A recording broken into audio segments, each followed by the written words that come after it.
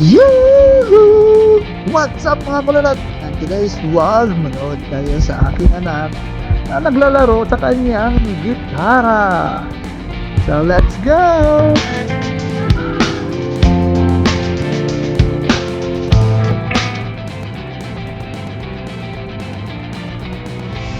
Ang kanta ng isang kanta kasama ang isang bata ay walang halaga. Ngunit ang pakiramdam ay hindi mabibili ng salapi.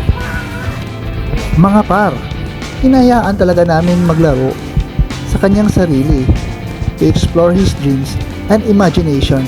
Bahala siya maglaro dyan. Kahit ano man ang gagawin niya. Makita ko lang ang aking anak masaya, ang isa sa pinakamagandang pakiramdam sa mundo. At ito na nga.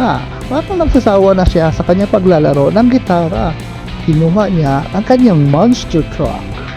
Naglaro siya mag-isa. At pinapakita pa niya sa akin kung paano maglaro. Yan, sige anak, maglaro ka sa iyong sarili. Ang isang bata ay maaaring magtuturo sa iyo ng tatlong bagay. Ang maging masaya na walang dahilan, ang laging mausisa, at walang sawang lumalaban para sa isang bagay. Para sa lahat naman dyan, maraming salamat sa inyong suporta at hanggang sa muli, paalam!